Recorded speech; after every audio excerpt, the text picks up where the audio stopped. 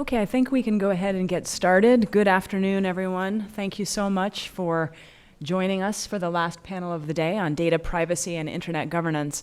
This is going to be something totally different. Get ready for something totally different than we've had so far today. My name is Professor Laura DeNardis. I'm a faculty director at the Internet Governance Lab. I'm also a member of the DC chapter of the Internet Society and a professor of the School of Communication at American University, and I have the privilege of moderating this panel. I'll introduce the panelists in just a moment. One thing that I've noticed is that discussions about digital privacy are primarily viewed through the lens of content, and specifically through social media content. That seems to be a lot of the focus, the content that people are posting, the content that people are posting about others, the way it's aggregated, the way that it's moderated, how the government accesses this. And these are understandable concerns around privacy. But this attention sometimes obfuscates what's happening just underneath the level of surface in applications. And that's what I study. I study the 99% of infrastructure that's below that level and how that enacts different kinds of human rights and national security and privacy issues. So I'm delighted to be moderating this panel. In fact, I wrote my dissertation on IPv6, a protocol which only this crowd could appreciate. And we are going to talk a little bit about specific solutions from technology on the issue of privacy. There are many things that we could talk about. What are some of the less visible infrastructure issues? I mean, certainly anything having to do with technologies around the Internet of Things would come into that. I have a new book coming out later this year called The Internet in Everything, and it's about IoT governance issues at the layer of infrastructure. We could also talk about any number of cybersecurity technologies and things like end-to-end encryption, encryption strength, encryption backdoors, authentication issues, and policy issues around that, like zero-day stockpiling. We could talk about that, but we're not going to. That's another issue. We could talk about anonymizing infrastructures, where data is stored. All of these things are just underneath the level of content that people are posting. Well, there is another terrain that is not discussed. It's not very common in privacy discussions, but it's incredibly important. And it's around the Internet's domain name system. Systems and questions such as to what extent should website registrants' data be available to view, or whether to the public or to law enforcement. Issues such as whether queries of the domain name system, and I think you know that the domain name system is the distributed system that translates the human-readable domain names that we use into the Internet protocol addresses that routers use to locate this information virtually. That's a very wide distributed system. Now, a big difference between that and some of the things that we've discussed is that the technology doesn't understand the borders. When you discuss the law, it's inherently bordered, but this is an issue like many technologies that is cross-border. So there are many tensions playing out around this, and we're going to be discussing some of those around the technical architecture and standards. Now, I can't help but just acknowledge that it's the 50th anniversary of RFC1, and we have, that's a really big deal, and we have the author of RFC1 here, Steve Crocker. So we're going to be talking about some standards around this issue of privacy, which is really exciting. So what I'd like to do now is to introduce the panel. I'll start with Becky Burr on my left. Becky Burr is a Yale and Georgetown graduate. She is a leading U.S. privacy lawyer, a partner at Harris, Wiltshire, and Grannis. She's a member of the ICANN Board of Directors. Prior to joining the current law firm, she was Deputy General Counsel and Chief Privacy Officer at Neustar. She's been working at this intersection of data privacy and internet policy for more than 2 decades, very well known in internet governance circles. And she was responsible for implementation of both the privacy and the internet governance work streams in the Clinton administration framework for global electronic commerce. So thank you, Becky, for joining us. On her left is Mohan, who is the Chief Operating Officer of Afilias. He also has more than 20 years experience in technology leadership and entrepreneurship. He was a founder of the technology behind Turntide, which is an anti-spam company acquired by Symantec. He served as on the ICANN board of directors, if I'm not mistaken, from around 2008, sometime during 2008 time period. I can't believe that's 10 years ago, more than 10 years ago. And then after joining Afilias as the chief technology officer, he's also overseen key strategic management and technology choices around privacy and other issues, which I'm sure he'll tell us about. On his left, Jason Livingood, who is the vice president of technology policy and standards for Comcast. He coordinates efforts around a variety of areas, from open standards to engagement with governments and research around standards in general. We're very interested in learning more about what you do with Comcast. And Jason, I think you also have worked on various IETF working groups, possibly chairing some, responsible for authoring some RFCs yourself. And also, I know you're an entrepreneur as well with some patents. So very interesting panelists. And last but not least, Alissa Starzak is the head of public policy at Cloudflare. She previously worked for the U.S. government in a variety of national security positions. Most recently, she was the 21st General Counsel for the Army.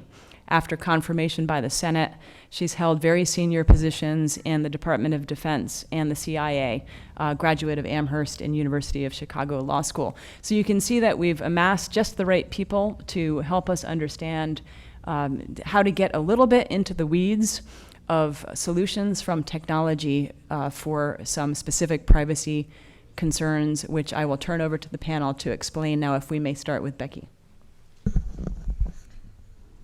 Thank you very much. As Laura indicated, I've been at this for a while, and I was at the table in the Clinton administration when the Clinton administration decided to recognize ICANN, to seek children's privacy legislation, and not to pursue an omnibus data protection law.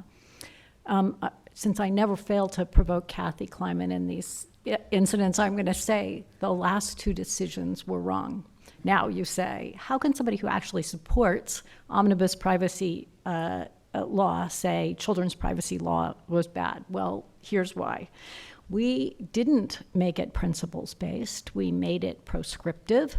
It couldn't change to adapt to technology, and we entirely failed to anticipate the ways in which email would be central to children's ability to communicate with their grandparents, for example.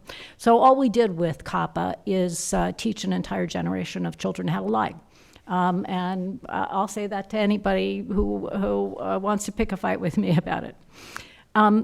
We've also made a mistake in not thinking long and hard about omnibus privacy legislation. We thought that the chances of getting it wrong were so high that we shouldn't try. And that turns out to have been a mistake, in part because we didn't have a sort of alternative model in which to engage in a discussion, for example, with the European Union. So we could have made the world better from a privacy perspective by having competing approaches to privacy that engaged a dialogue across national borders, because privacy is, at least at this table, entirely global. And now, of course, we are going to have national privacy legislation. It may be in the form of a California law, but its effect will be national. No company that I know of is going to be happy saying to people in Ohio that they don't get the same kind of privacy protections that the people in California do, and plus they can't tell whether the person is actually in California or Ohio, notwithstanding whatever they say to you. But I think that as we think about privacy legislation, it is really important to think about unintended consequences and to think about including in a principles-based approach, the unintended consequences of ambiguity and the length of time that it takes to figure out what the rules are. It used to be okay when a law was passed to take a couple of years and go through the courts and figure out what it meant. You can't do that in this world. And so when you have a law like GDPR, which is necessarily and properly, I would say, principles-based, and nobody knows what the principles actually mean because 27 or 28, depending on how optimistic you are about Brexit, data protection authorities, and I only counted one for Germany, so that's obviously wrong, are going, unless you go through a very long and complicated process, they're still all applying the rules individually. So I want to talk about one unintended, it's not really an unintended consequence, but it's a consequence of GDPR that's at the intersection of data protection and internet governance. To the extent it's unintended consequences, it's really unintended ambiguity, and that is who is, which some people have tried to argue was so appalling from a privacy perspective that it caused the European Union to come up with GDPR. That is not right. Who is roadkill on the road to GDPR. Nothing more. Data protection authorities knew about who is before. They said they didn't like the fact that all that information was publicly available on the internet, fair enough. But they didn't actually understand how who is worked. They still, apparently, some of them still think that there is one single database rather than a highly distributed set of databases. Oh, sorry, in case you don't know.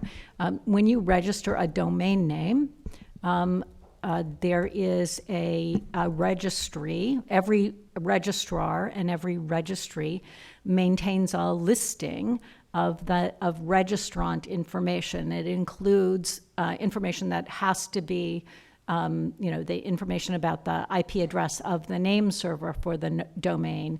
It is also the registrant's name, and that might be an individual and it might be a company, and contact information for the registrant, and there's a whole bunch of other data in there. And people have said 4 years, so ICANN was incorporated in 1998.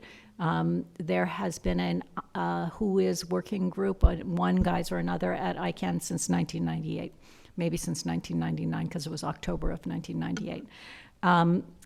Because there's a really good question about why all of that data is available publicly on the internet, and whether there are bad consequences from having that, and there clearly are. People are getting spammed all the time, and there are other bad consequences from it. On the other hand, a lot of people rely on that for very important work. Cybersecurity experts spend a lot of time working that database to identify patterns about bad behavior. Intellectual property owners use it to defend their intellectual property rights. Law enforcement uses it and consumer protection for a variety of other things. And it's true that GDPR comes along and we have principles, and we know one thing from the data protection authorities, which is you can't publish all of that information on the internet for anybody to see at any time. But we know that. But beyond that, we really don't know what GDPR requires. So when we come to address the intersection of this important database of information, some of which is personal information, and legitimate uses, and some bad uses, and so we want to curb the bad uses too. we have to look at, under GDPR, what are the lawful bases for processing that processing of that data by third parties. I'm going to assume all of the things that registries and registrars do in their guts and operations are legit, but just for purposes of this. So it's not really necessary to provide the service to publish it, and consent really doesn't work. And there is this public policy interest exception under GDPR, but it only works if that public policy is expressed in European or EU member state law, which means, oddly, that it's okay for Finland to require public who-is data, which it does, and as does at least one other member state. But it's not okay, for example, strictly speaking, for the United States government to decide what the public policy interest in who-is with respect to .us, or Colombia with respect to .co, in two very different ways. And the other odd piece of this is ICANN is supposed to be the place where we decide what the global public interest is through the bottom-up multi-stakeholder policy development process. So that leaves us from a processing legitimate basis with Article 6B, that, a third party's legitimate and proportionate interest in accessing in that data. But I just want to say, notwithstanding this gap on public policy, every one of the governments who participate in the Government Advisory Committee are very clear on the fact that access to this data, predictable and consistent access to this data, is a public interest good. That's not to say it has to be publicly available to anybody, but consistent and predictable access to this data is viewed by the folks who claim to be the staters of public policy, and by a lot of stakeholders that can as a public good. Problem is, no one knows who has a legitimate interest in the data, what purposes give them a legitimate interest, and what circumstances and safeguards need to be in place to make that available. Right now, in the world that we live in, each registry and each registrar makes its own decisions about what GDPR requires and permits. And they do that based on individual interpretations of GDPR, individual values, interests, and risk tolerances. So right now, access to who-is varies from registry and registrar to registry and registrar. The problem is ICANN's legitimacy and ability to solve global problems in its wheelhouse, like this is written into the, sort of the fundamental constitutional documents at ICANN. Its legitimacy, if it can't solve this problem, is at stake. So the community is busy working on who gets to decide who gets access to what data, for what purposes, under what circumstances, and with what safeguards. And that's fine. That is a necessary piece of the solution. But so long as it's an individual registry and registrar decision, they're still going to make decisions for themselves because they will be on the hook about the answer to that question. And so really the only way at ICANN to have a consistent and predictable solution, which does not mean everybody provides exactly the same thing, but it does mean that you know what to expect, and you know how to get access to the data, and you know that somebody will respond and tell you whether you are getting access to the data or not. The only way to create that and to sort of fulfill ICANN's mandate here is to shift the risk of noncompliance to a single decision making body based on a single risk calculus. So shifting liability for GDPR compliance from contracted parties at ICANN to ICANN. And it can't be done on the basis of indemnification because there are some really big players with really big market caps among ICANN's contracted parties, and the board of directors would be deeply remiss in deciding to indemnify parties for that. So ICANN is struggling with the ways to put together a story, to go to the European Data Protection Board to say, does this do that? Here are the rules. Here's the mechanism. Are we the sole controller? That's the technical term here. The point of my story, and I'm going to turn to Ram, who has the next piece of this, because the community, as I said, is developing the policy, but there's still the delivery mechanism, and you have to have both of those to know who's a controller, and you won't know anyway until the European Data Protection Board says. But the point of my story from a privacy perspective is California is about to be the law of the land. That law was written in 7 days. It's being amended as we speak, but it was written in 7 days. And you think there are unintended consequences or surprises in GDPR, which took, I don't know, a lot of years. California's got loads of them. You need to build in a way to solve problems in real time in this world. And I don't think we've identified that yet. But meanwhile, ICANN is trying to figure out a way around this because there is no quick solution, but we're hoping for one.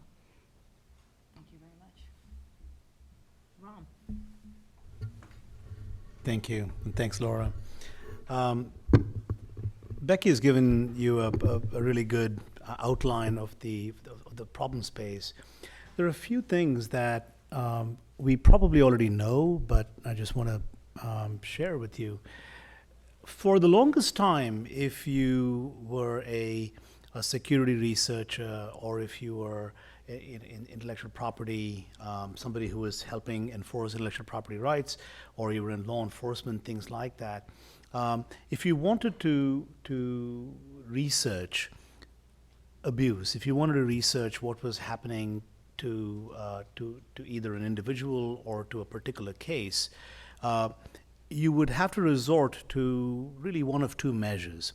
One was to go to a private provider who had aggregated information, all the registration information associated with nearly every domain name in the world, and aggregated that in a private database, and you could pay to get access to that database.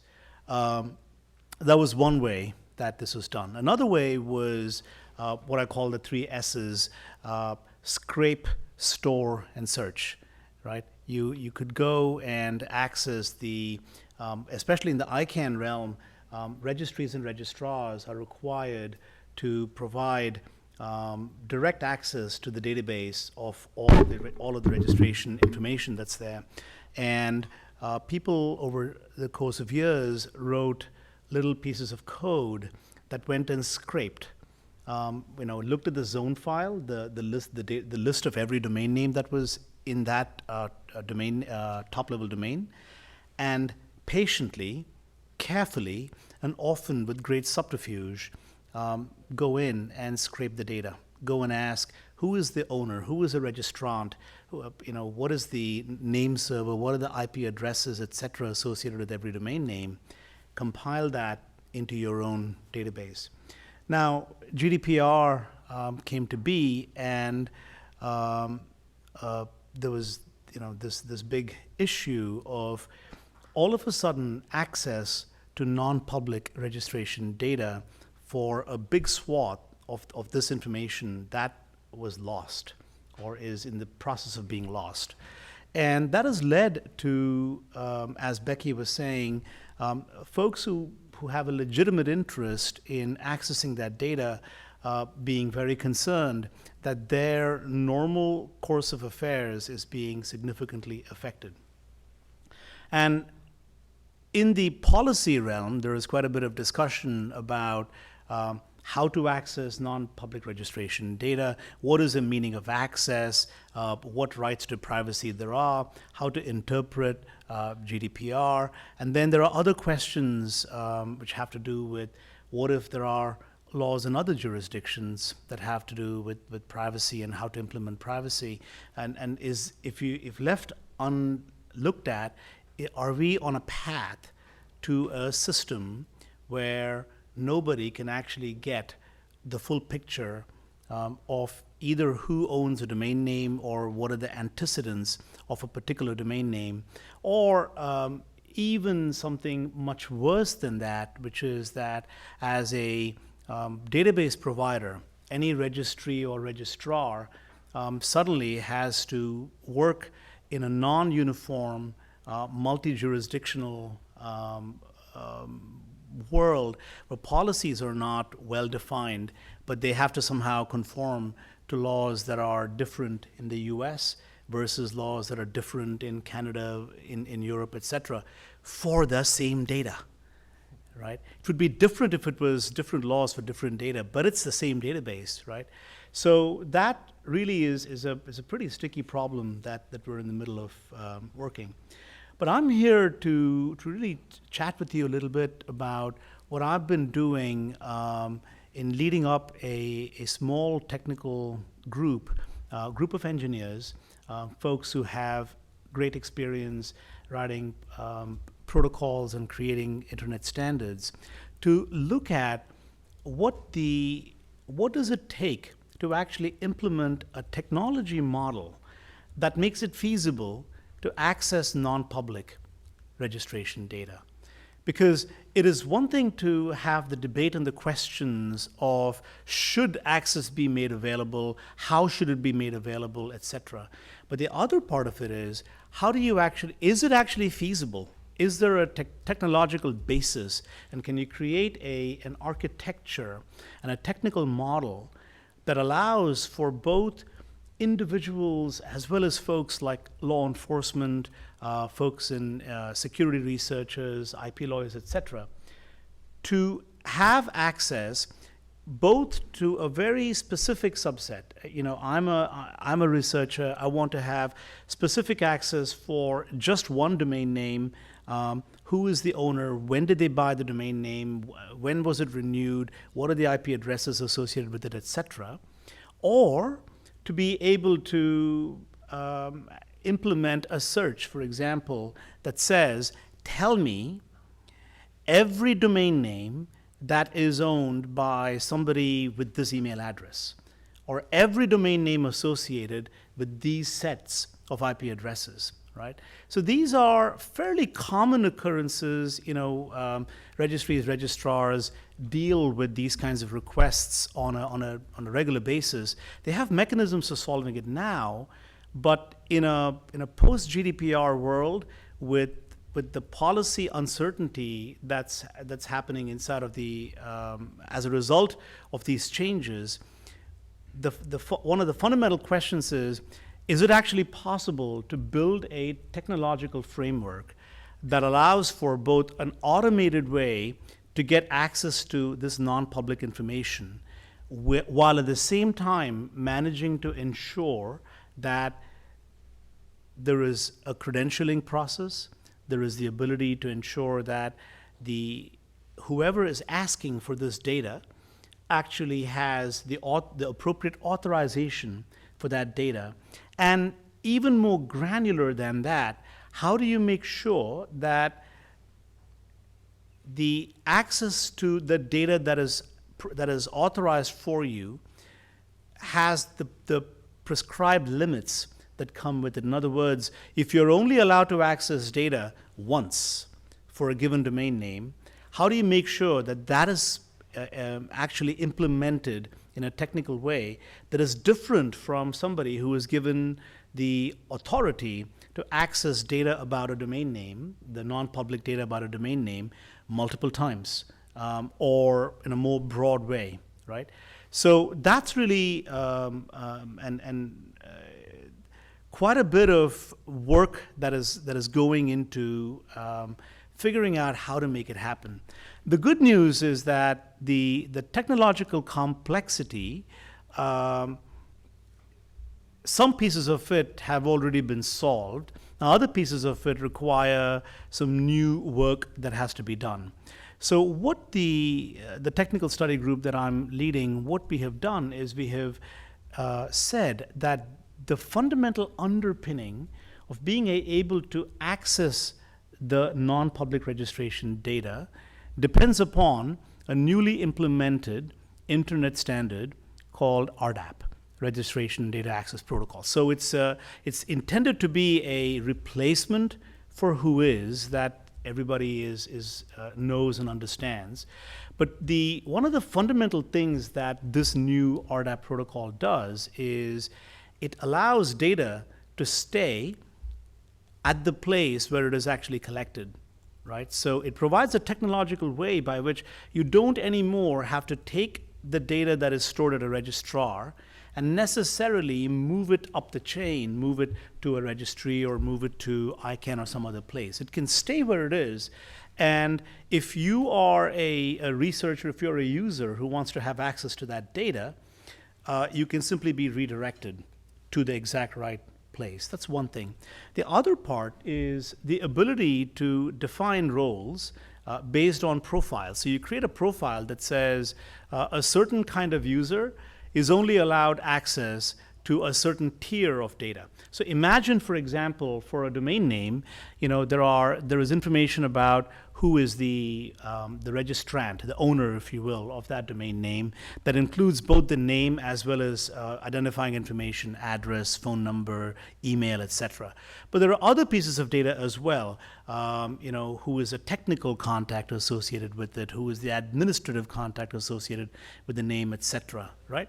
So what you need is a system that allows for some granularity, that says that a given requester or researcher should only be given access to the data that they need, not all of the data all of the time, right? So how do you make sure that you can slice it exactly the way it needs to be? And so this technical group that I'm helping lead has come up with a model. And it's based on a couple of technologies. So RDAP is one, and the other core technology underneath it is called OAuth, OpenID Connect. I won't get into the specific details of these, but I think the real thing to think about is that there are already existing technologies and protocols that allow for the foundation for how to access non-public data. And what this group is doing is not only specifying what the boundaries of using those technologies should be, but it's also specifying how to expand and how to extend these protocols. The real questions that have to be solved here are not technology questions, right? The real questions that had to be solved are really almost all in the policy area, and it's in this intersection of governance and privacy. That's where a lot of the work has to be done. Having said that, it would be futile to go and ask for a unicorn if it just can't be delivered, right? And so in some of the work that we've been doing, we've had folks come and say a particular requirement must be implemented as an absolute requirement. And one of the things that I've had the privilege of doing is to say that's a unicorn, not going to happen, because it's just not technically feasible at this point in time, right? So it's really providing some level of realism and some level of pragmatism to policymakers as well as to other security researchers who would like to retain all of the access, all of the mechanisms that existed before, even though we are now under not only the GDPR regime, but we're soon to be under multiple regimes in multiple jurisdictions. Great, and before we turn it over to Jason, can I ask a quick two-finger on something you said? One of the features of RDAP that you mentioned was the allowing the data to stay in the place where it's collected, and then presumably a third party would be routed to that rather than having access to it anywhere. Could you explain for us how that, which aspect of privacy that addresses? Is it because you have to go through a gatekeeper to get it? And if so, who's the gatekeeper? So I guess, Laura, there are two ways to look at it. One is that in the model that we're working on and that Becky was alluding to, the core assumption is that ICANN will actually be the authorizing party. ICANN will say whether or not a request for some level of data that is non-public, whether that is authorized or not. If that is the case, then the requester the idea is the requester would be given effectively a token, and the token defines what level of data to get for the specific request, and then they simply are redirected to whoever has the data, in most cases the registrar, right? So that's one look at it. The other thing from a purely technical point of view is that in an RDAP implementation, if someone, for instance, came to imagine that ICANN was running or Afilias was running an RDAP access service, and they came in and they did not know anything about what we were doing, and they asked us for the whois information associated with an IP address, which we are not the registry for, right? We could quite easily turn around and redirect that user and say, go there, because the information about IP addresses is stored at one of the IP address registries that are implementing RDAP. So long as the various registries all implement RDAP, you have interoperability and automatic redirectability. Thank you. Sure, thanks.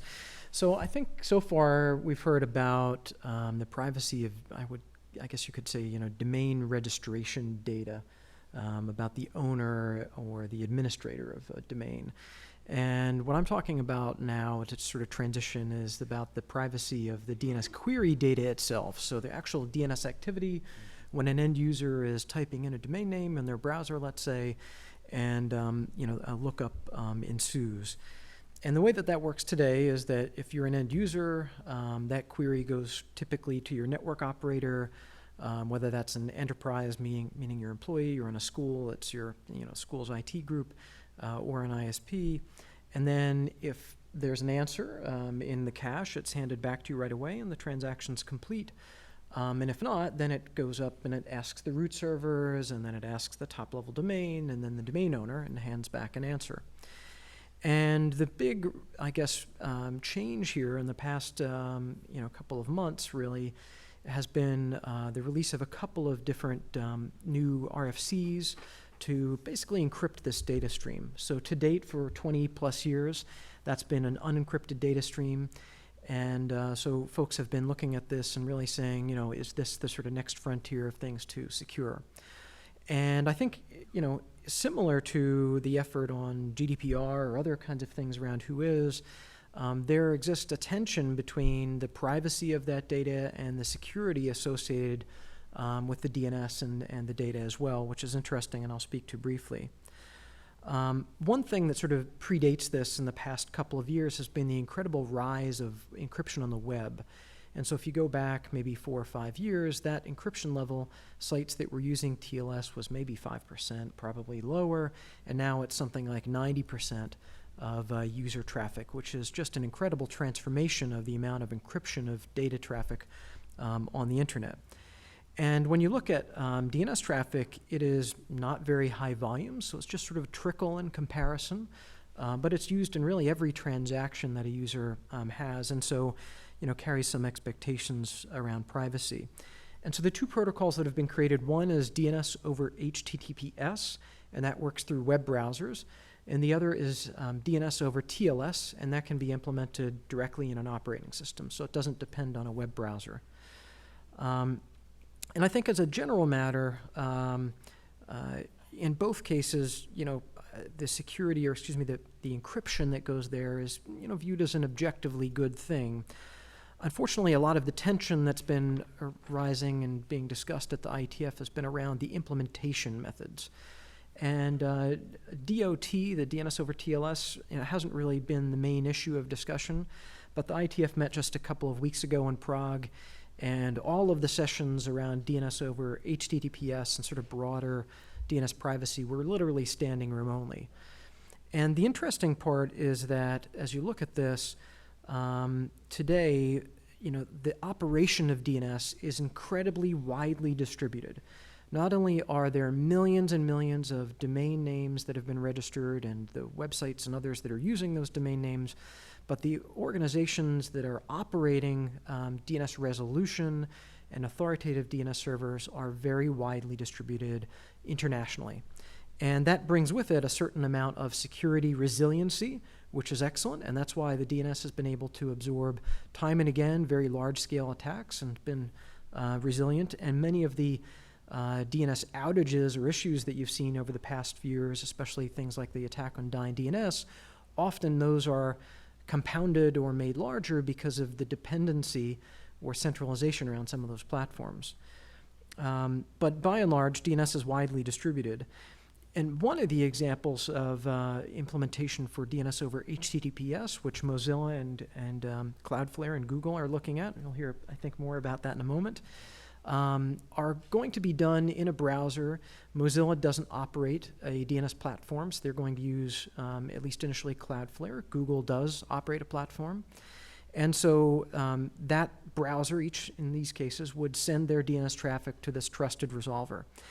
And that seems great to do that encryption, and I think from a privacy standpoint, turning that encryption on is positive.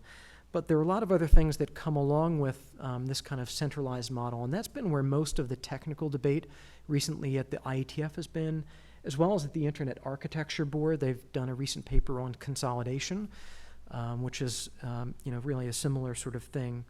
And so what is interesting here is that you could have this technology turned on very quickly. It's already in the shipping browser versions of Firefox and Chrome.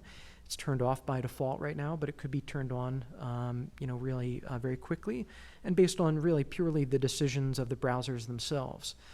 And so what's kind of interesting as you play that forward, what are all the effects that come as a result of that?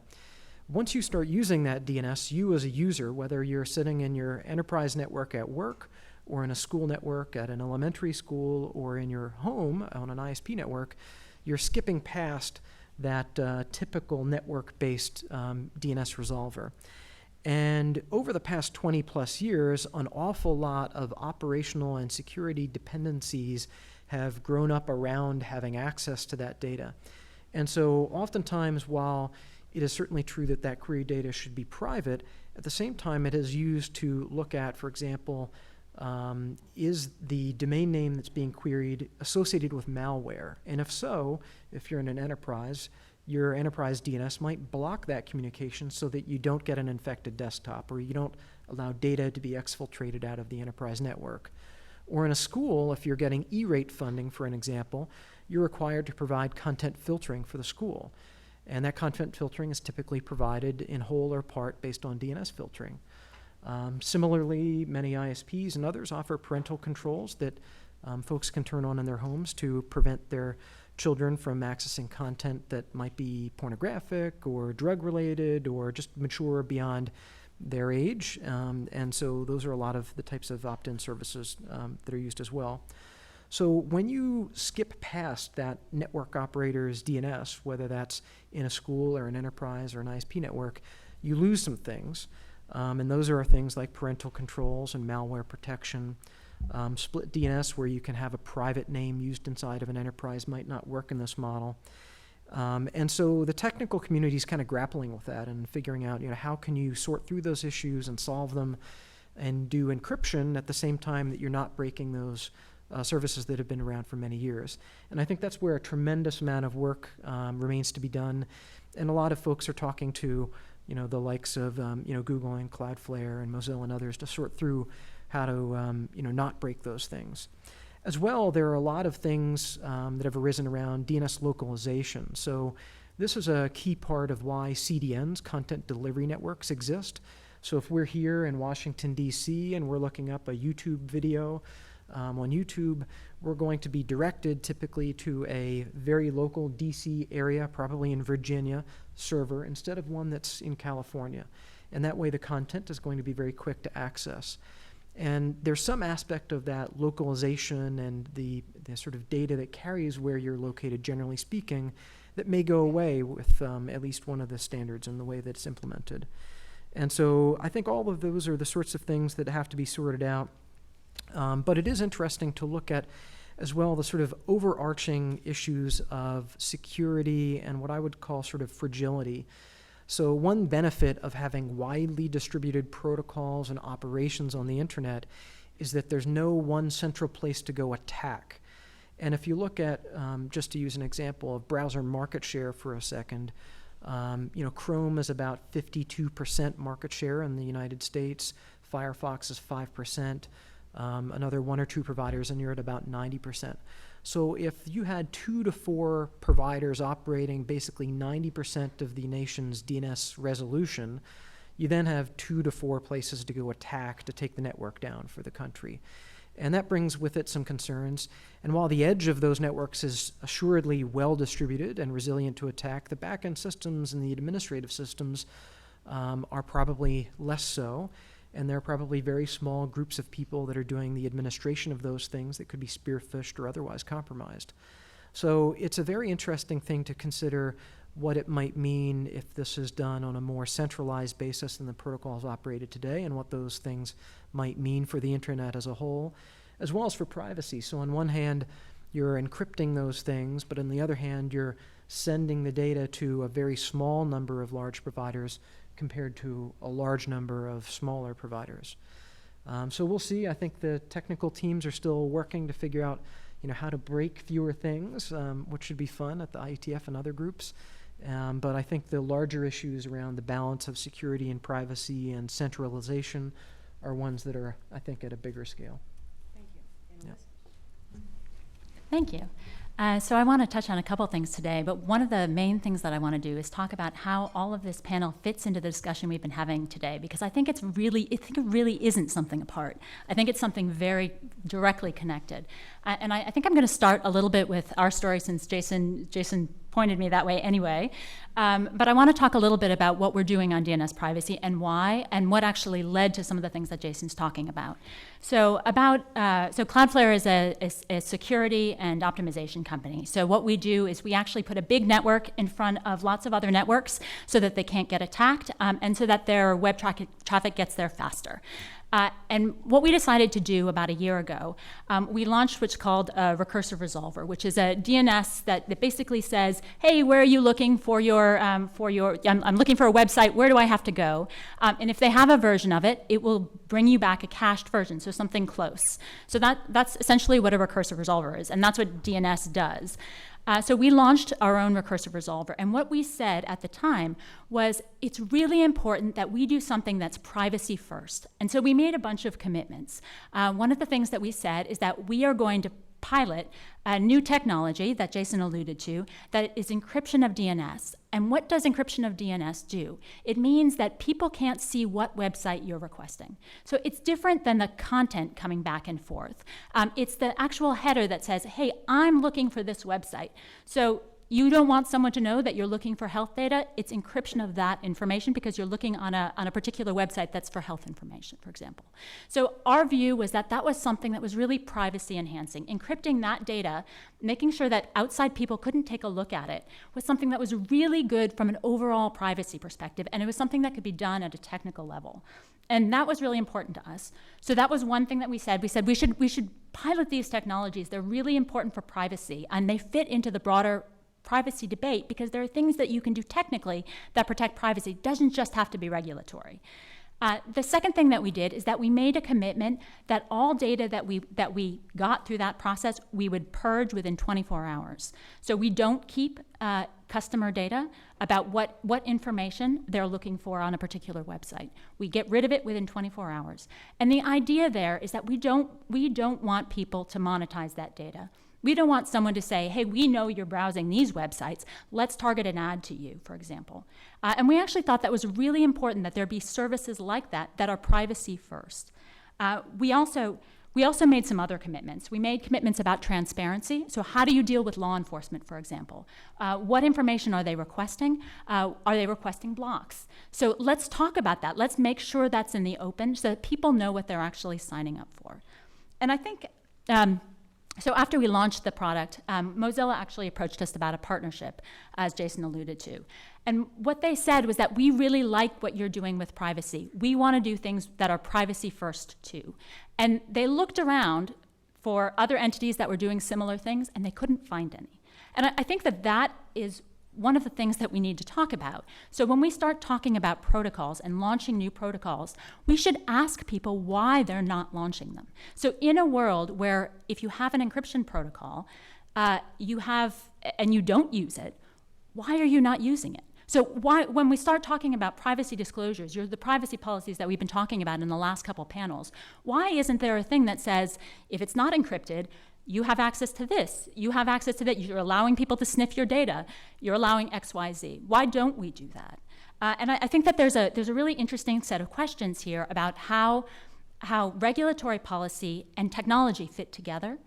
Because I think what you want to do is you want to enable technology that fits in with regulatory policy well, where you actually have some trust in the technology that it will prevent a lot of privacy violations. And I think ideally that's where you want to go. That's what you want to encourage. So you don't want to be in a position where you say, oh, it's okay in Europe because GDPR protects my privacy because there's a regulatory structure in place, because that doesn't protect against people who aren't complying with GDPR. You want to be in a world where you have some confidence in the technology that it can help protect privacy.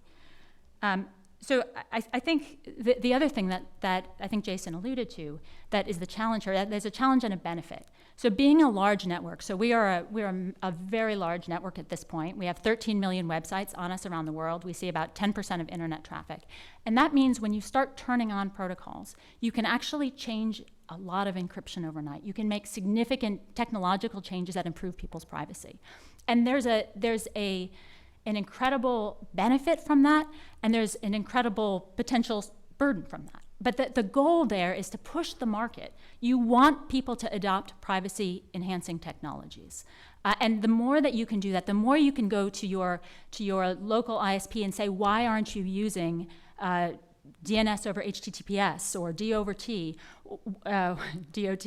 Why aren't you using these technologies? The better off the internet will be and the less of a distributed problem you'll have. So the challenge here is really how do we push privacy-enhancing technology in a way that doesn't lead to a distribution problem where we have centralized anything. Because I think ideally what you want is everybody using encryption technologies and questions to people who aren't and asking them what their motivations are. Okay, so I'm going to flip to the other issue that we've talked about, which is who is. And I come into the who is debate as not someone who lived in the ICANN world. And I have to admit, it's a little bit foreign to me in a way, because from a US law perspective, when I look at privacy, when I think about what privacy law is built on, I think about things like privacy from government. So we think about the Fourth Amendment, we think about, we're worried about government surveillance, we're worried about government having access to things that other people don't. And I think one of the interesting things about the European model, which is very different, is that we're looking at when GDPR was passed, it specifically allowed for exceptions for legitimate uses, which included law enforcement. So it's sort of the model that we have in the US turned on its head in some ways. And I think that we have to, I think Becky and Ram are exactly right. It's a problem that we have to solve. We have to figure out both how do we provide access consistent with GDPR, but we also have to think about the broader policy issue there, which is, what do we mean when we think about privacy? When a government says information is private, what does that mean? Private from whom? So are we talking about private from government? Are we talking about private from everybody? Are we talking about, are we talking about needing process to get it, for example, if you're government? Are we talking about only some people have access to it, and then what effect does that have? And those questions are really inherent in the process that ICANN's taking on, but it's really easy to get pushed into the little question, which is how do we comply with GDPR? Because there's a very concrete problem that has to get solved, which is how do we comply with GDPR? So, and as an internet registrar, we're in that world. We know that we have to be in a position where people come to us and say, hey, we need who is data. We have to be able to potentially give them something, or we have a challenge. So we recognize the practical problems, but I think we also have to step back. And as we think about, from the US perspective, what does privacy legislation look like? We really have to think about what it means. It's not a default that everything that is a name, for example, has to be private. We have to think about use. We have to think about what are someone's expectations. We have to think about, is there really a legitimate government interest? And then we have to think about, when we say something's private, what does it mean? Who is it private from? And I think that as we put those pieces together, it actually fits into the broader model of what the US is looking for. We have to make sure that those are things that we address as well. Okay, well, thank you very much. I mean, the minute I and others start saying DNS query, you can see some eyes glazing over. So I just want to accentuate something that was said. Often when you think about something like a query to the domain name system, because it doesn't contain what we would call actual content, like an email or a social media image posting, people tend to think, well, it's not that big of a deal with privacy.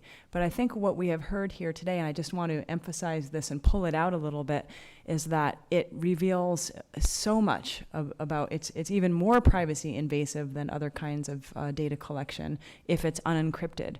So it could show things, what are some examples of a website you could access that you might not want someone to see? Addiction services, healthcare, something about Tibet. You might want to see, alternative media in certain authoritarian countries. You might want to look at something about mental illness or a job search site, or anything that's sensitive like that. So it's an incredibly important issue. I hope that everyone gleaned that from this.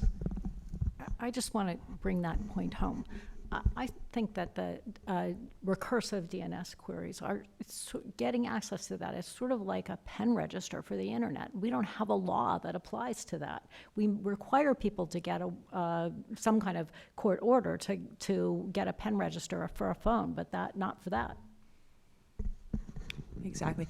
And Jason, did you have a two-finger? Go ahead. Yeah, just one quick comment. I think it's important as well, especially with DNS over HTTPS, to consider that it's not just the DNS data, but it's DNS data within an HTTP wrapper. And so oftentimes people very specifically talk about the privacy policies about the DNS data itself, but sort of ignore that it's in an HTTP wrapper. And as you know, on the web, there's very rich capabilities to track users and to identify devices and so on. And so we have to be careful, because oftentimes that nuance gets lost, or people sort of move past it. Very good point. So it could include IP address, it could include location, the time of request, and other unique kinds device identifier, unique device, unique user software identifier, configurations. you name it. Right, so that's very revealing.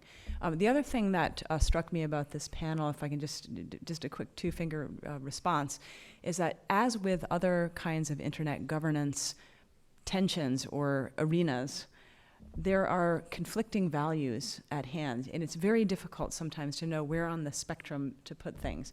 And I think the who is issue is one example of that. It really hits home with me, where you can understand why there are so many cases where someone would not want information about the website registrant to be publicly available, for sure. If they are in an authoritarian country, if they have an abortion clinic, if they have, there's so many examples. And then on the other hand, you can understand there are national security and law enforcement and all kinds of cybersecurity reasons for accessing that. So that's why it's such an interesting problem. And the technical community is grappling with a lot of public policy issues in that. I think if it's okay at this point, we turn it over to the participants in the audience for questions and comments. We have a wonderful collection of thinkers up here. What would you like to ask?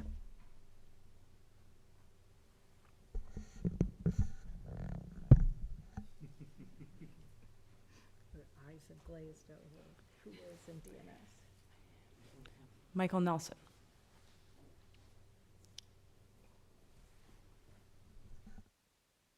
I'd be curious this is getting even one layer deeper in the details, but Cloudflare isn't the only resolver, right? We've got Quad 8, we've got other people doing things, IBM doing things. Can we compare and contrast the different approaches that people are using? Because there's efforts to make the DNS into sort of a filter to prevent people from getting to certain data sets and certain websites. I mean, is there a, and who's controlling what part of the traffic? I guess that's the other thing. How much traffic is going through 1.1.1.1 now? So that is a question I actually don't have at my fingertips right now. I think that question, though, of resolver, I think one of the pieces I think that Jason alluded to is the underlying question that raises concerns for people is when browsers start using particular DNS providers, because a lot of the concentration is in particular browsers. So, for example, I'm guessing most of you use, all of you, everybody in this room probably uses a handful of browsers at most. Maybe you use Chrome, maybe you use Firefox, but there aren't that many. And so the challenge, I think, on the DNS side, and this is again what Jason was alluding to, I think the goal should be, if you want a decentralized DNS, what you want is people using new protocols, security-enhancing protocols, and then a lot of different entities that actually sign up to the same privacy principles. So the idea of making sure that information is protected in a browser is really important. If you don't want decentralized DNS, let's encourage more ISPs, more entities that actually have DNS resolvers to adopt those protocols. Nope. Quad 9 is very different than 1.1.1.1, what they're trying to achieve. Yeah, I think Quad 9's talked about implementing DOT and not DOH. But just as there are very different practices between the different public DNS resolvers, there are between the browsers as well, of course. And so I think, on the one extreme of privacy protection, you have the Mozilla browser and associated things that they're doing there. And the others are going to be somewhat variable. But it is important, I think, to keep in mind that in terms of the encryption, you're really just protecting the data in transit from the resolver to the end user. And it's not to say that that resolver or someone upstream of them didn't modify data. And that's where, I love to beat this drum, but that's where DNSSEC comes in. So yeah, I got my plug in. So that's a way to provide assurance that the contents, the answer that you're given is valid. And I think that this is an opportunity as the privacy protocol rises to, link these two together to make sure that you've got, privacy and security assurance. But ultimately, you're entrusting someone as the resolver, and that's who you're sort of investing your privacy protections in. Thanks. A couple of points that I wanted to make that sparked from your question, Mike. One of them is that too often it feels that solutions that address security issues alone are considered to be sufficient, and we know that those are not sufficient, especially when it comes to privacy, right? There is a lot of data leakage, and this idea that simply encrypting the data will stop the data leakage, I would really like to challenge that because I don't think it's axiomatic at all. We found that so far with each instance of trying to encrypt or trying to protect data, some other new technology or some other new method comes up that works to circumvent such a model. So data leakage, I think, is we can try to contain the data leakage, but the motivation to go and find the data, access the data, do something with the data, I think we really have to question whether encryption is really going to be the silver bullet for that. The second, just very brief thing is that if you look at who is data, registration data and that information. One of the things I like about RDAP, this protocol that I was talking about, is that data doesn't have to travel. The storage of the data doesn't have to be transferred from place to place. The data itself can travel in a transient way from the requester, from the source to the requester. That part you can encrypt. That part you can actually keep safe. And then if you look at it as a fundamental model, then the focus can be make sure that the data at the source is safe, and make sure that the requester asking the data is real and is authorized, and then along the way ensure that the data is actually encrypted, right? When you have that as a model, there's probably more hermetic sealing that exists than other models. Yeah, I agree with you on the need for a regulatory approach as well. I think it's a combined thing, and I think the challenge on data leakage. I think yes, encryption doesn't solve the problem in its entirety, but it's certainly better than not encrypting the data as well. So on that piece, you have the same data leakage problems. I think on the DNSSEC point, that's actually where I want to start. We strongly support DNSSEC, but I bet most of the people in this room have never heard of it, except for the people who are really junkies and actually know exactly what they were coming to.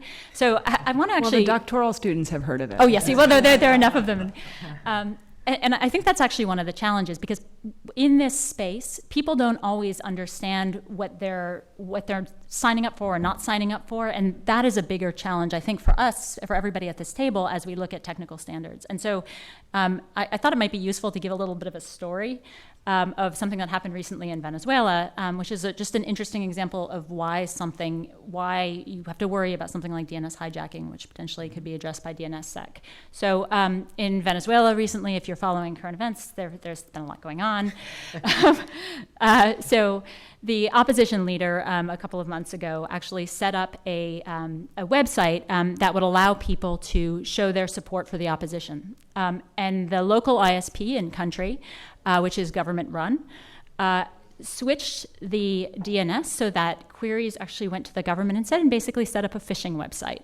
So one of the things that you can do in the DNSSEC validation, or making sure that you don't have DNS hijacking, is that the queries go to the right place. You're actually getting the website you thought you were getting, not some other site entirely that might be looking for your information. And I think that just kind of shows such a concrete example of what people can do if no one's paying attention to how their systems are set up. One quick comment, around encryption. I think we have to be careful about, at least as engineers and technologists, how we talk about encryption, and that it's not a silver bullet, especially when we're talking about data at rest. So encryption of the storage, as in the RDAP case, a lot of people think, oh, it's encrypted, great. But if, let's say, the organization that holds that data it used either weak encryption, or the more common case is that any employee of that organization has access to it, and the access isn't logged, and they can download the data or copy it in an unencrypted form, and no one notices volumetrically that they just queried the entire database. So there's a lot of control around access to the data that's important and is often missing. Organizations just sort of check the box, yep, we encrypted, we're good. But there's a lot beyond that that's pretty important. And when things like RDP you're describing, sounds like a great solution to those sorts of things. Well, I have a burning question I want to ask. But first, Maggie, did you have a question? And then I have one from right field. Oh, hi. Thanks. Yep, I'm Maggie. I'm a PhD student here. And it's lovely how you traveled exactly to the topic I wanted to ask about. And it's a very specific piece of this access to data. And I'm wondering, in your ideal world, if we got to a place where the majority of our online activities are not tracked, or at least not, that information was not freely available to companies, for example, what would be the ideal oversight body that would determine who does and does not have access to that data that is housed somewhere by someone? Is that clear? Who decides who gets access to the data is my question, in your ideal world. Yeah.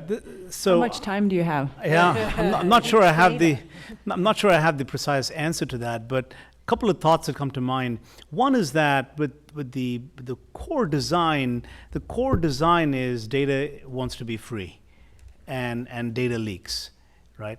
So if you think of those two pieces, then you look at what is in some ways is a rearguard action, right? You're encrypting, you're making sure that data at rest is appropriately secured, etc. But you can only do so much, because underneath all of that, data still is running fairly freely. And I think anyway that until we get some larger scale move to have encryption and privacy as the default rather than the exception, I think that it's. I'm sorry?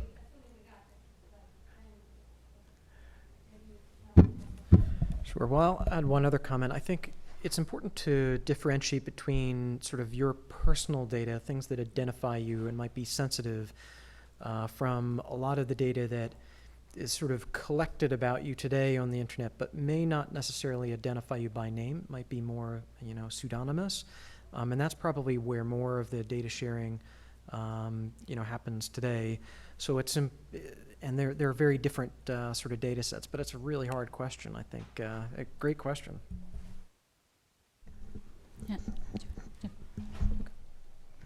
So I think the question is what data and who's getting access. And I think the answer to who decides is going to be, at least traditionally in the United States, has been different. There's been a different set of rules for the government.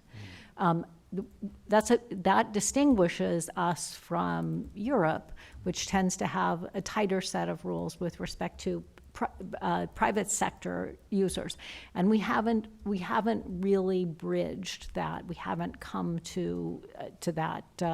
We haven't resolved that. But I think it is a complicated question, but the one thing that I will say is I think that there's going to be increasing pressure from law enforcement. A really interesting phenomenon that I'm seeing is that law enforcement is going to be increasingly anxious about law enforcement and national security, increasingly anxious about the amount of consumer data that is available and outside there.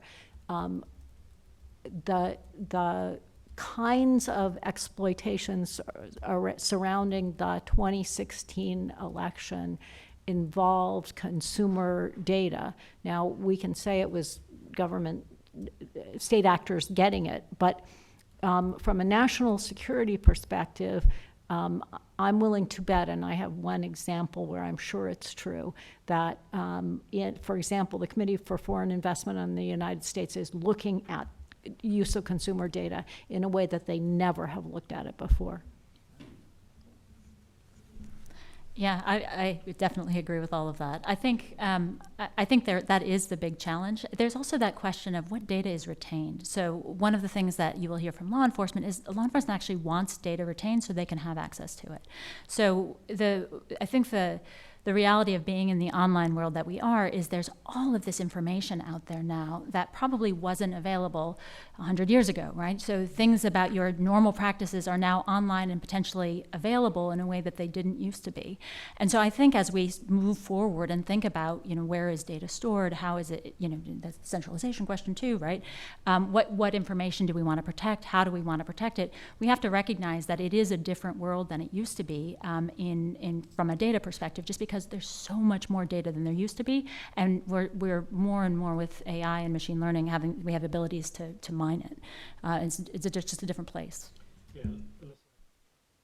I agree with you, and further to that, the new and perhaps much more emerging aspect of what's happening is the interlinkages between previously disparate sets of data and what used to be little data silos are now all being connected. And when you connect, you often don't actually need the personally identifying information. Just the metadata or the larger patterns are enough to provide sufficient clarity about at least the vector, if not, the specificity of the user. Mobile data information, EMEI IDs, things like that, are not currently thought of as personally identifiable, but actually can be linked quite easily.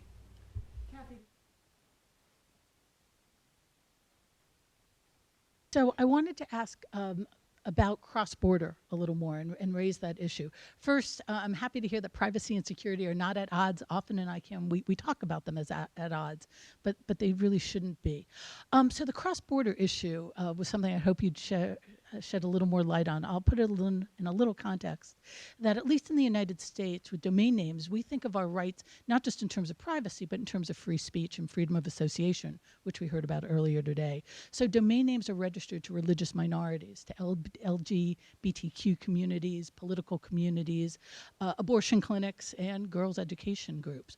So, but within ICANN, we have the additional problem that the requesters, including law enforcement, are often outside where the jurisdictions where the registry is located, where the registrar is located, or where the registrant is located, invoking an entirely different set of due process rights, freedom of expression rights, and privacy rights.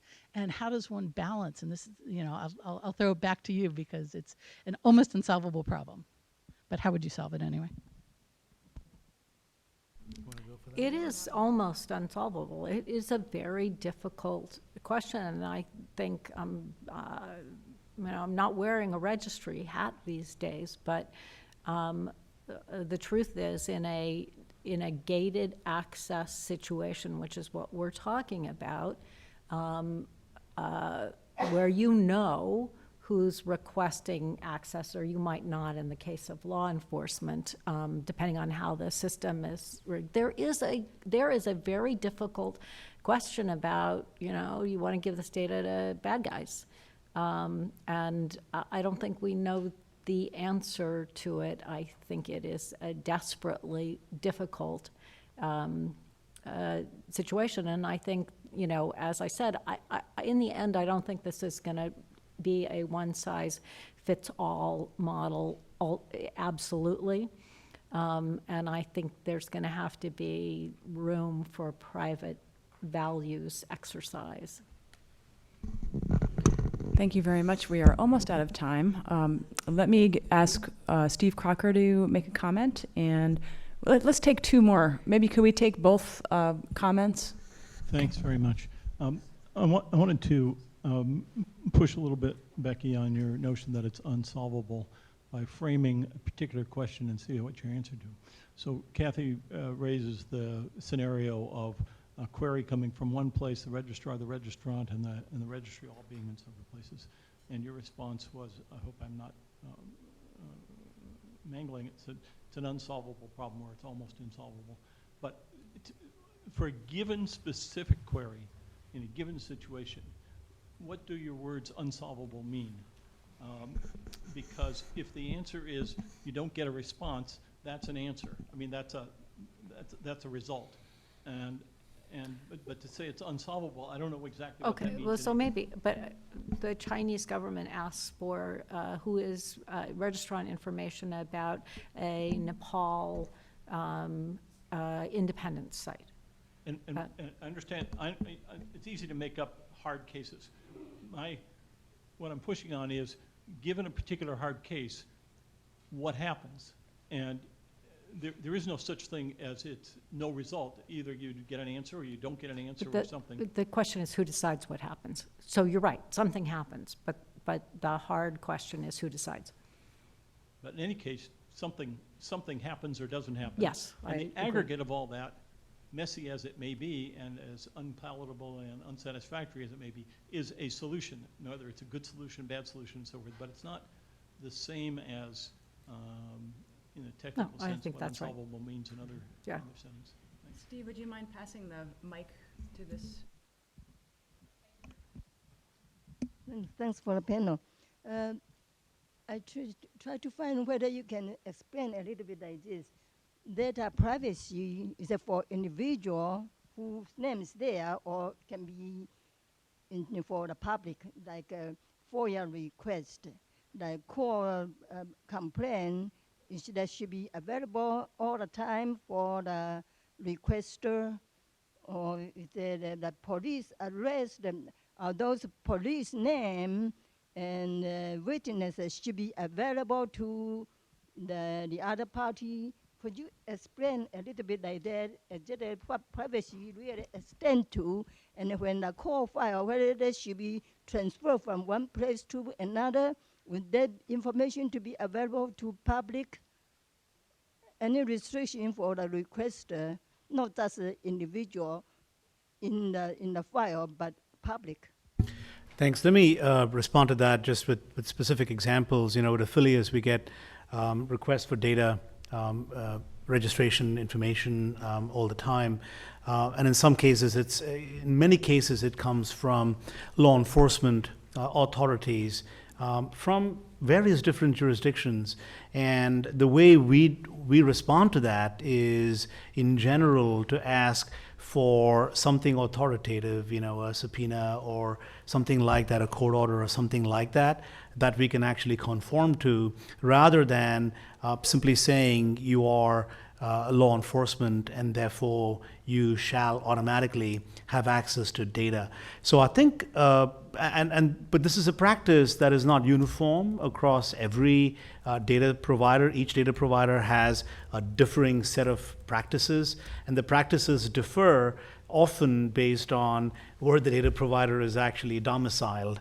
You know, quite hard, I think, to take that approach if you're domiciled in some parts of the world compared to others. If I may ask one question, it's sort of a non sequitur, but something that I would love to know from this panel. If you think about information that's sent over the internet, the majority of it now is not originating from a person using a domain name. There are more objects connected to the internet than there are people, so it doesn't go through the typical display screens and doesn't involve a domain name.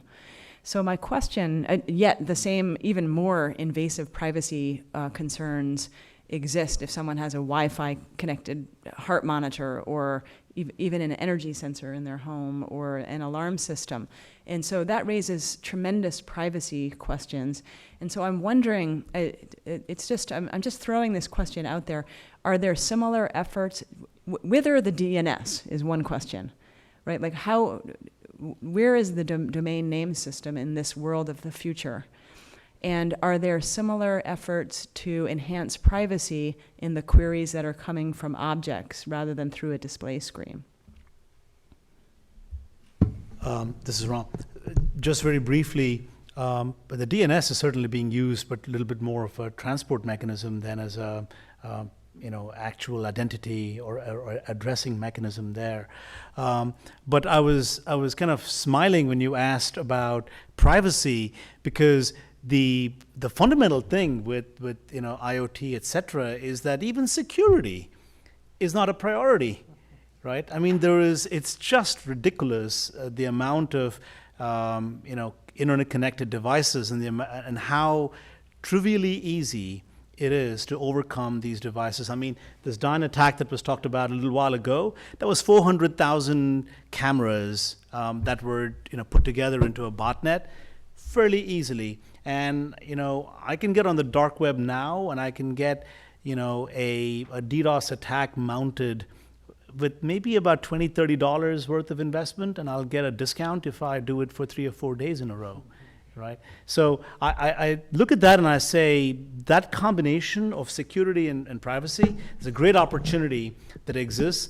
But my concern really, Laura, is that with these internet-connected devices, there are now far more points of data collection, far more points of vulnerability, and there is neither a security protocol nor a privacy by design that is being thought through. Right. Okay.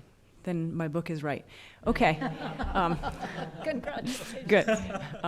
Okay, thank you. That was just a fun question. But Becky, just to wrap it up, Becky started with a very important statement. It was we could have made the world better from a privacy perspective.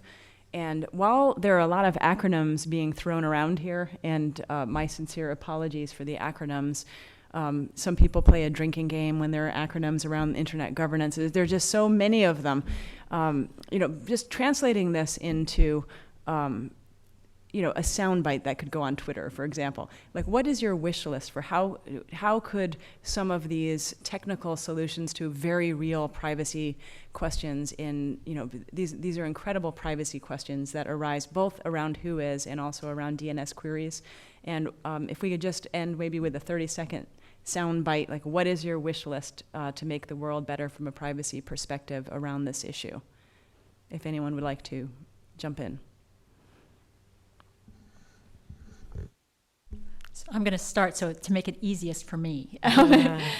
So actually, my 30-second soundbite is that when we look at policy, we can't ignore technical solutions. And I think that they have to be built in. I think that you have to get, when you start thinking about what privacy legislation looks like, you have to encourage, you have to find incentives to push people towards good technical solutions, even if they don't get you all the way there. And I think that as we think about that broader question of privacy legislation in the US or even GDPR, things that discourage new technology that actually does more protection, provides more protection and more privacy, are really bad. So as we move forward, the goal should be to incentivize new technical solutions, recognizing that they're not going to solve every problem. Don't rely only on them, but think about how we build them in as we move forward. So I think one thing I would say is, as the internet moves to encrypt and protect the privacy of end users and devices more and more, I think it's important to bear in mind that that has to be done as well in a way that maintains the wide distribution of protocols and technology on the internet, so that it remains a resilient network. Because I think it can be very tempting to say, well, we could do it faster if we just had a few providers that could sort of centrally do things. And it often is messy, especially if you've gone to the ITF, the consensus process, and that does require a lot of different parties with different motivations around the world to implement things. At the same time, that's also its power, and it provides a great deal of resilience. And society today depends to an extraordinary extent on the internet just being there all the time and working, and that reliability is an important thing to maintain. Going further on that same track, interoperability and open standards, I think, have really gotten us a great deal of the way. And obscuring all of the data by encrypting it doesn't necessarily get you to better security.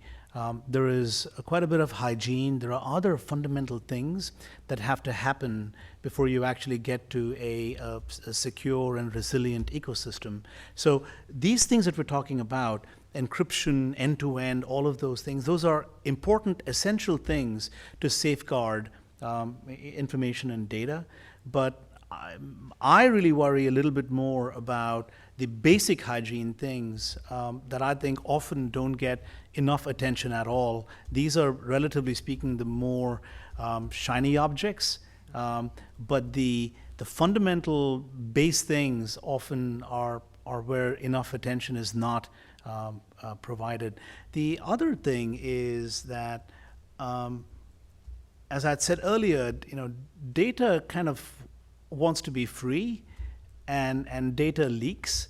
So beware unintended consequences, because I suspect that as we try to lock things down, some pieces start to split on the outside. I mean, the good news is that it'll get us invited to another panel, but the bad news is that along the way there's collateral damage perhaps waiting. So I'm not really a technologist, and I'm going to just say I wish that our conversations about privacy were more focused on values and were actual conversations.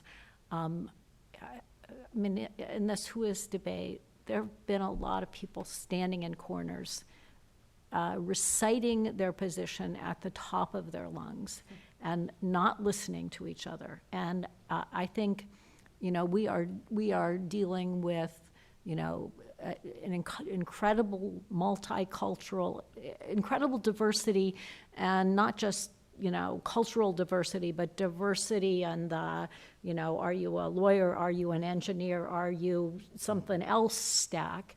And we're not listening carefully enough, and we're not thinking through all the way. So the unintended consequences or the you know, how do you solve a problem? You need to put a lot of examples up there and tackle them in an honest exchange. Okay, well, allow me to thank the panel for this very interesting discussion. Just thank you so much, Becky Burr, Ram Mohan, Jason Livingood, and Alissa Starzak. So we'll clap for them. I also want to, before I turn it over to my colleague, Dr. Aram Sinreich, for some closing thoughts, I just want to put on my hat as founder and faculty director of the Internet Governance Lab for a moment, and especially thank the students who are here today and watching online in their pajamas or wherever you are. But really to thank, where is Dustin? There's Dustin. Dustin Phillips of the Internet Society. Thank you so much. And I'm going to make an announcement, but you have to promise that you won't go running out until the rest of the thank yous. But I understand that the Internet Society has provided us a very wonderful happy hour in the lobby, so I want to thank them for that, and we'll go out in a moment. Really want to thank Dr. Ken Merrill. If you could stand, Ken, for a second. Dr. Ken Merrill, he is the an associate director. He's the associate director of the Internet Governance Lab, and thank you so much for doing all this. I also want to acknowledge my co-faculty director, Nanette Levinson. Dr. Levinson is over there. Thank you for coming.